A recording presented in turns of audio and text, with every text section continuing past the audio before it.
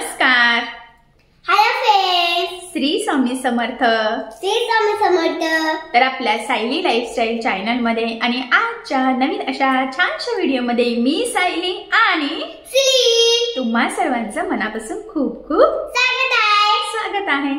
तर कसे आहात तुम्ही? नक्की मस्त आणि मजेत असणार आहे. आणि आपल्या आजच्या छानशा आणि महत्त्वाचं म्हणजे रिक्वेस्टेड आणि इम्पॉर्टंट व्हिडिओला आपण सुरुवात करूयात.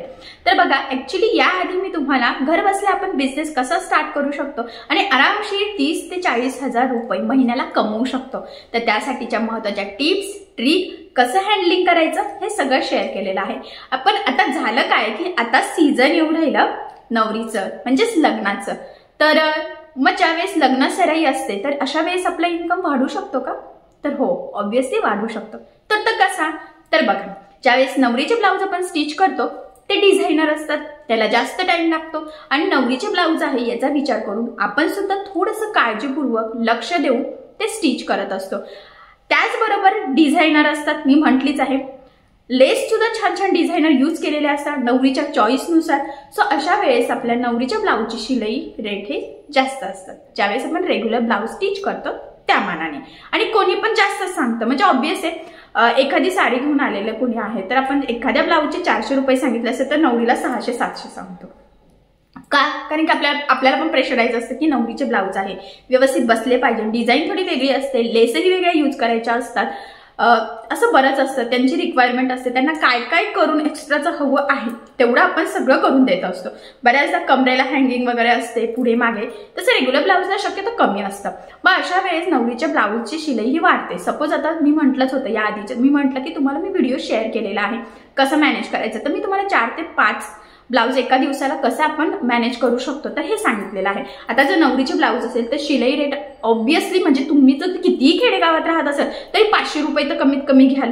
आणि दिवसाला जर का 500 रुपयेचं तुम्ही म्हणजे एका ब्लाऊजला जर 500 घेतले आणि दिवसाला जर 4 ब्लाऊज शिवले तर ऑब्व्हियसली किती होतात? एका दिवसाचे 2000. म्हणजेच किती मग? पूर्ण मंथचे, कारण की लग्नाचं सीझन हे 2-3 महिने चालू असते ना, मग त्या सीझनमध्ये आपण एक्स्ट्राचे कमवू शकतो. मग 2000 जर का आपण दिवसाला कमवत असो, म्हणजे 2000 रुपयाचं जर काम आपण दिवसाला ब्लाऊजचं करत असो तर महिन्याला आपल्याला किती येतात बरं? 30 दिवसाचा सपोज जर महिना असेल 3 दुनी 60, म्हणजे ऑब्व्हियसली 60,000 रुपये, म्हणजे 60,000 रुपये आपण कमवू शकतो. आता कधी कधी आपण हे एकदम बेसिक शिलाई झाले 500, बऱ्याच ठिकाणी 700, 800, 900, 1000 पर्यंत सुद्धा ब्लाऊजची शिलाई ही असते. कसं वर्क करतो, काय करतो? आता अरीवर्कचा विषय जर घेतला तर तो तर 3-4 हजाराला एक ब्लाऊज येतो, त्याचा तर विषयच वेगळा आहे. तुम्ही पण दिवसाला एक करू शकता, त्यात पण खूप थकतात कारण की त्याला खूप टायमिंग लागतो. सपोज आता एक ब्लाऊज तुम्ही 2 दिवस मिळून जरी केला, अरीवर्क आणि स्टिचिंग पकडून 2 दिवसात तुम्ही 3,500-4 हजार रुपये आरामशीर कमवू शकता ज्यावेळेस नवरीचा अरीवर्कचा ब्लाऊज असेल तर. म्हणजे जरी तसा केला तरी 2000 दिवसाला होत आहे. आणि तुम्ही असे रेग्युलर जरी स्टिच केले तरी 2000 होत आहे. जे तुम्ही कसंही करा, राऊंड फिगर तसंच होतं. कधी कधी एक्स्ट्रा होती पण कमी नाही. आता सपोज तुम्ही 800-1000 अशी जर का शिलाई घेत असाल तरी तुमचं 70-80-90-1 लाखापर्यंत इन्कम जाते ज्यावेळेस नवरीच्या ब्लाऊजचं सीझन असतं. म्हणजे तुम्ही डिझाईन कशी शिवतात, बाही कशी शिवतात यावर ते डिपेंड असतं. आणि बऱ्याचदा काय होतं, मी म्हटलंच ना की नवरीच्या ब्लाऊजची रेट जास्त असतात, त्यामुळे मग अशा टाइमला आपण शिलाई जास्त करतो. काय करायचं? शक्यतो ज्यावेळेस म्हणजे बऱ्याचशा नवरींचे येतात तर एका नवरीचं 1 ते 2 दिवसामध्ये काम पटपट करण्याचं थोडंसं ट्राय करायचं, जेणेकरून काय होतं की कमीत कमी दिवसात आपलं पटकन काम होतं आणि एक कस्टमरचं सुद्धा कम्प्लीट होतं, जेणेकरून आपल्याला दुसऱ्या नवरीचं काम घ्यायला. कारण की काय होतं की एक जर घेतलं त्याच्यात जर 2-3 दिवस गेले तर मग कधी, आणि प्रेशर अजिबात घ्यायचं नाही. जसं रेग्युलरली तुम्ही ब्लाऊज स्टिच करता सेम त्याच पद्धतीने स्टिच करायचे आहे. डिझाईन असेल ठीक आहे, रेग्युलरपेक्षा तुम्हाला थोडं जास्त टाइम लागेल, पण जिथे तुम्हाला टाइम जास्त लागतोय तिथे तुम्हाला शिलाई पण जास्त आहे ना. म्हणजे मी म्हटल्याप्रमाणे तुम्ही असं करू शकतात आणि नक्कीच नवरीच्या सीझनमध्ये जास्त तुमची म्हणजे इन्कम हा होऊ शकतो. सणासुदीचं पण तसंच असतं. ज्यावेळेस सण असतात ना, खूप सारे कस्टमर येतात आणि डिझायनर साड्या असतात, छान छान पैठणी काठपदर असतात, तर अशा वेळेस सुद्धा ब्लाऊजची शिलाई आपण ऑब्व्हियसली जास्त घेतो. मी बेसिकली तुम्हाला 500 सांगितलेली आहे, तरी सुद्धा इन्कम जास्त होते बघा.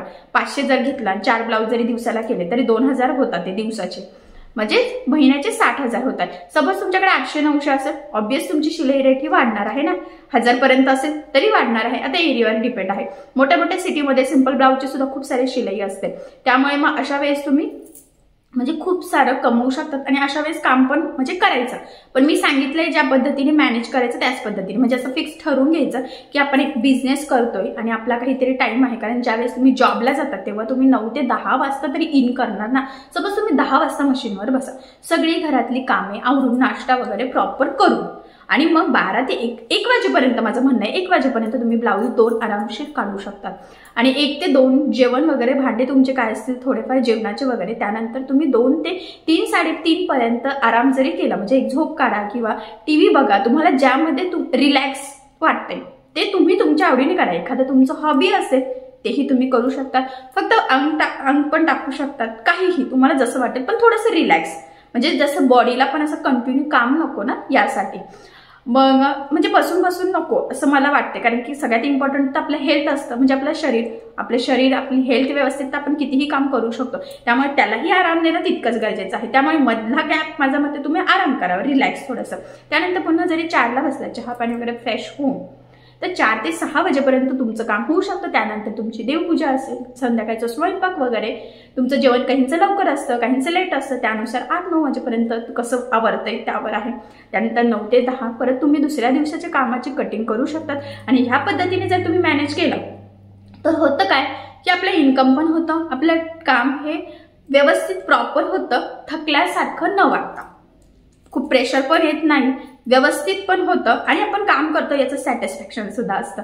सो अशा पद्धतीने करून बघा आणि नक्कीच लग्न सराईमध्ये तुम्ही छान असं 60-70 हजारापर्यंत इन्कम ऑब्विसली तुमचा होऊ शकतो. आणि एकदम खेडेगावामध्ये जर शिलाई रेट खूप असं, मग काही कमेंट्स येतात की 150-200च आहे आमच्याकडे शिलाई, पण नवरीचे ते 300-400 असणार ना, अशा वेळेस तुम्ही सुद्धा 40-50 हजार रुपये आरामशीर कमवू शकता. सो असा हा बिझनेस आहे.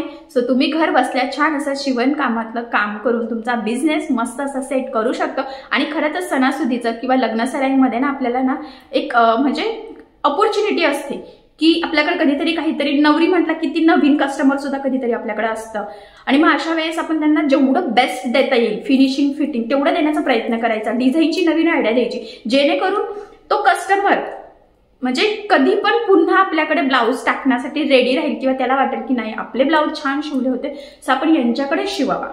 सो अशा पद्धतीने जर तुम्ही तुमचं काम केलं तर नक्कीच तुमचा बिझनेस छान सेट होईल. कस्टमर फिक्स होणे, कारण कस्टमर फिक्स होणं खूप गरजेचं आहे. कारण एखादा कस्टमर तुमच्याकडे आला आणि तुम्ही जर शिवलेला ब्लाऊज त्याला आवडला नाही तर तो परत तुमच्याकडे येईल का? नाही. त्यामुळे कस्टमरचा ब्लाऊज परफेक्ट आणि फिटिंग, म्हणजे परफेक्ट फिनिशिंग आणि परफेक्ट फिटिंग सेट शिवण्याचा नेहमीच प्रयत्न करायचा, कारण की तेच जास्त इम्पॉर्टंट असतं. कारण कस्टमर खुश तर आपण खुश. त्याबरोबरच नवनवीन डिझाईन सोबत अपडेट राहणं, म्हणजेच काय, दिवसेंदिवस नवीन नवीन डिझाईन येत असत, असं काही नाही ना. आता बघा पहिल्या काळात हे प्रिन्सेस बोटनेक असं काहीच नव्हतं. आणि ज्या जुन्या लेडीज असतात, ज्या जुन्या टेलर असतात, तर त्या काही शिकतात, त्यात अपडेट होतात, काही शिकत नाही. आणि जे शिकत नाही मग त्यांच्याकडे कस्टमर जात नाही. बोटनेकसाठी, प्रिन्सेससाठी बोटनेकची डिझाईन वेगळी पाहिजे नसते, काही ना अरीवर्क पाहिजे नसतं. सो असं काही करण्यापेक्षा माझं म्हणणं आहे तुम्ही जे काम करतात ना त्यात जेवढं शक्य आहे ना तेवढं परफेक्ट राहायचं. जी गोष्ट येत नाही ना तर ती शिका, कारण की आपल्याला आपला बिझनेस पुढे न्यायचा आहे आणि आपल्याला आपल्या कामात अपडेट राहायचं आहे, कुठलंही असो. आता सपोज तुम्ही कुठेतरी जॉब करताय, तिथेही तुम्ही नवनवीन शिकतच असतात ना, नवीन टेक्नॉलॉजी, तिथेही आपण अपडेट करतच असतो, अपडेट होतच असतो. तसंच आपल्याला आपल्या घरी जरी बसून आपण बिझनेस करत असतो तरी सुद्धा त्यामध्ये अपडेट राहणं खूप गरजेचं आहे. आणि तुम्ही शॉप पण टाकू शकता, काही प्रॉब्लेम नाही. शॉपमध्ये तर अजून इन्कम होतं, कारण की शॉप बघून जास्त कस्टमर येतात. पण तरी सुद्धा फिटिंग आणि फिनिशिंग खूप महत्वाची आहे. ज्यावेळेस कस्टमर खुश होतो, त्याला प्रॉपर फिटिंग फिनिशिंग सहित ब्लाऊज कम्फर्टेबल बसतो, त्यावेळेस तो नक्कीच तुमच्याकडेच येणार, तो दुसरीकडे कुठेच जाणार नाही. आणि तो जेव्हा पुन्हा येतोय ना तर त्याला नवीन डिझाईनची आयडिया द्या, जेणेकरून तो पुन्हा येईल आणि त्याला दुसरीकडे जाण्याची गरजच कधी भासणार नाही. सो ह्या काहीतरी महत्त्वाच्या टिप्स अँड ट्रिक्स आहे, ह्या तुम्ही तुमच्या कामामध्ये नक्की यूज करा. छान बिझनेस सेट होईल. कस्टमर कुठेच जात नाही, कुठेच नाही, कारण की कस्टमरला ब्लाऊज परफेक्ट बसणं खूप गरजेचं असतं आणि ते बऱ्याचदा होत नाही. मी सांगते कधी ना खूप मोठ्या शॉपमध्ये सुद्धा व्यवस्थित ब्लाऊज शिवले जात नाही. म्हणजे माझ्याकडे असे बरेचसे कस्टमर आलेले आहेत की खूप कंप्लेंट्स असतात की शोल्डरच उतरतंय, प्रिन्सेस फिटिंगलाच व्यवस्थित बसत नाही, त्यामुळे काहींना तर प्रिन्सेस पण आवडत नाही.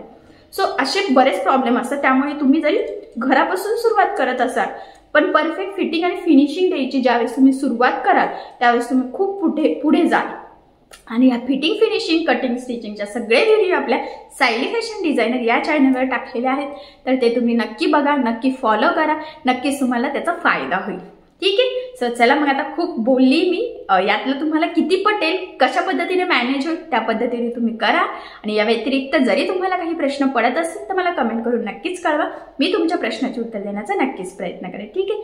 सो चला मग भेटूया पुन्हा नवीन अशा छानशा व्हिडिओमध्ये. आणि तुम्हाला आपला आजचा व्हिडिओ कसा वाटला हे मला कमेंट करून नक्की कळवा. त्याचबरोबर आपला व्हिडिओ आवडला असेल तर व्हिडिओला लाईक करायला विसरू नका. आणि असेच नवनवीन छानसे व्हिडिओज बघण्यासाठी आपल्या सायली लाईफस्टाईल या चॅनलला लाईक करा, शेअर करा आणि सबस्क्राईब करायला विसरू नका. ठीक आहे. सो चला मग भेटूया पुन्हा नवीन अशा छानशा व्हिडिओमध्ये. तोपर्यंत टेक केअर, काळजी घ्या. आणि आपला आजचा व्हिडिओ शेवटपर्यंत पूर्ण बघितल्याबद्दल thank you so much. Bye bye. Bye bye.